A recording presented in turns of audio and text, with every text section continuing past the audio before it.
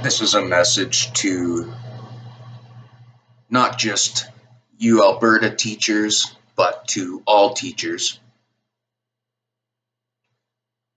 You Alberta teachers have turned down a 12% wage hike over the next 4 years, and they were going to hire or offered to hire 3,000 more full-time teachers and another 1,500, I'll call them educational support staff. I think in today's economy, you were foolish not to take this deal.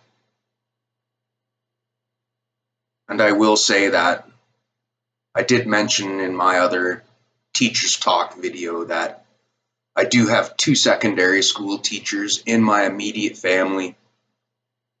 So I have to say that, first of all, you guys make really good money. You already make really good money. And I know a lot of you are going to say, oh, well, but class sizes are the real problem.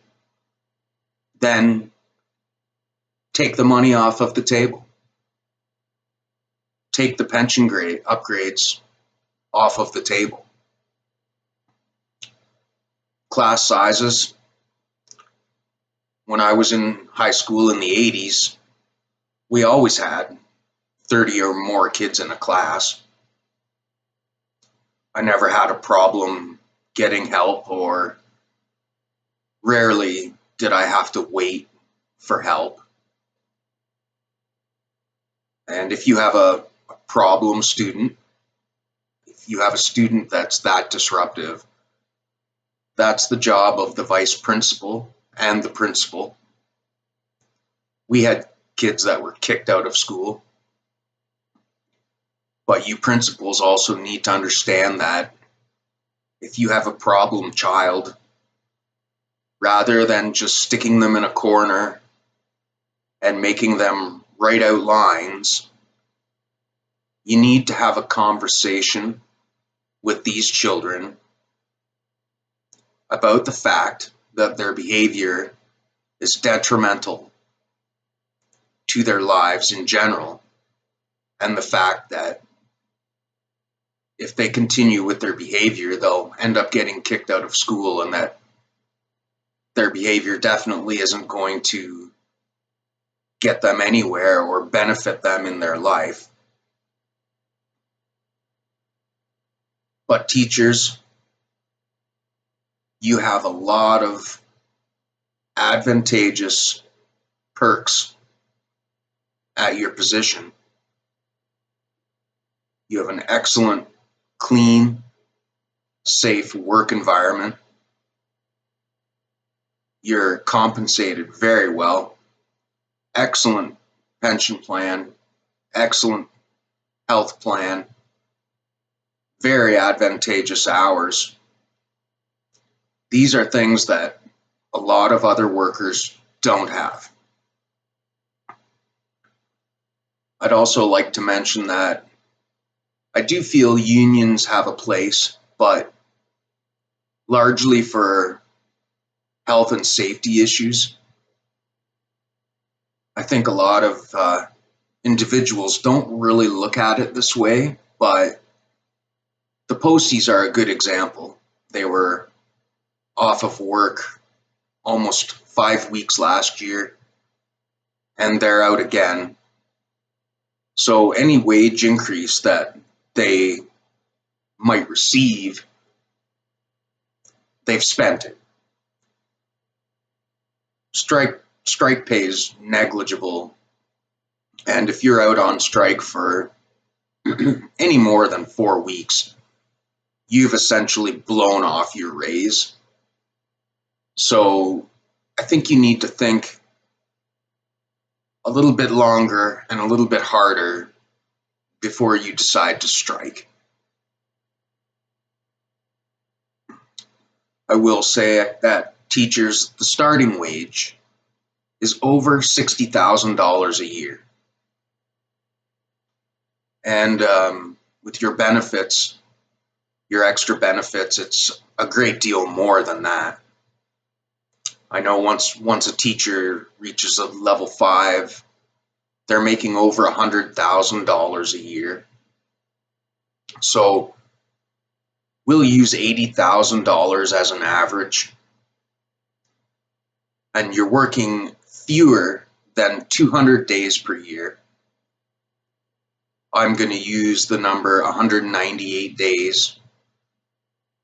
You also only have a 5-hour workday. Sure, sometimes you might have to take some work home. I'll add an extra hour. So we'll call it 6 hours a day, 5 days a week.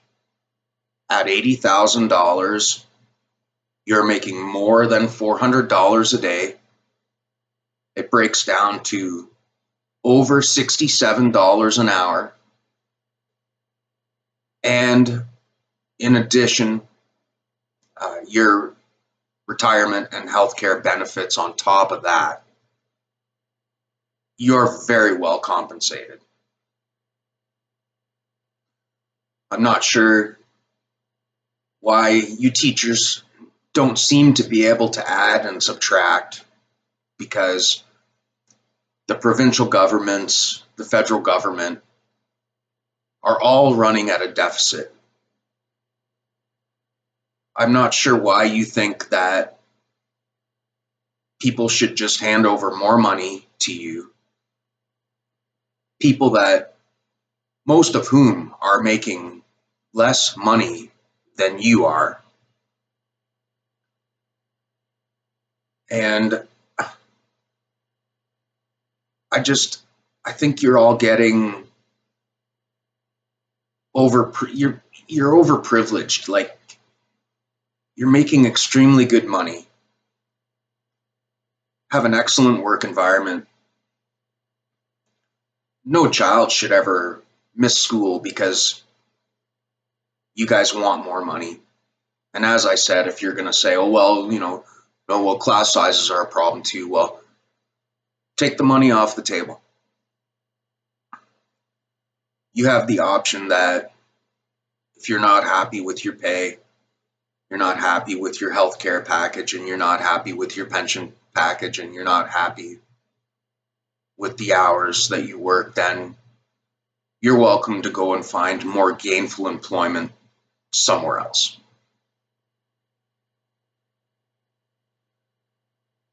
Well, I'm just not sure where this is going to go, but I do think that the Alberta government, they're giving $150 to every parent with children under 12. And I agree with this. I mean, parents are paying for the education system, and if it's not running, then they should get their money back. But I do have a problem with this, because even individuals without children and individuals that no longer have children in school are all paying this levy. I think these individuals should have an issue with this.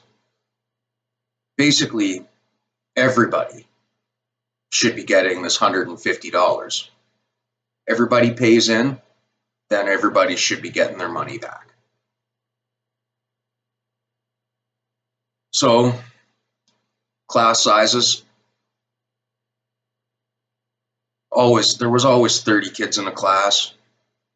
If you're going to invest 5 years of your life, a great deal of time and a great deal of money, without doing the due diligence as far as the situation that you're getting yourself into, if you start teaching and, oh my, I have to teach over 30 kids.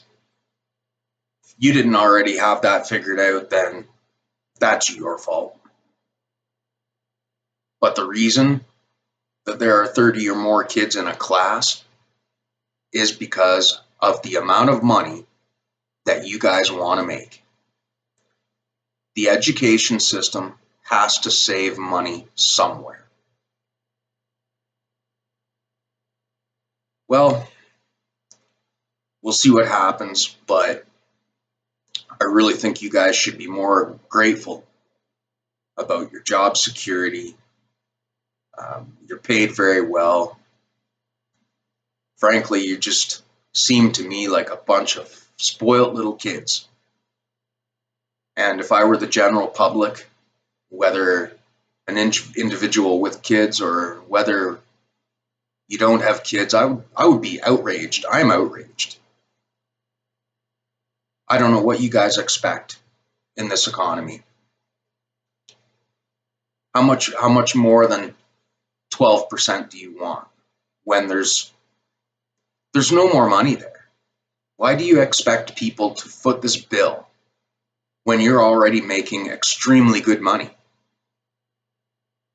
This has to stop. I would put a wage freeze on you all, and if you're not happy with that and you don't want to teach, I'd fire you. And you can go and find more gainful employment somewhere else. Go ahead and try to find a higher paying job with those kind of hours. Go ahead. I'm sure that there are a lot of individuals that would line up to take your $60,000 a year position and your benefits, even without any prospective wage increase on the horizon. Have a nice day, all.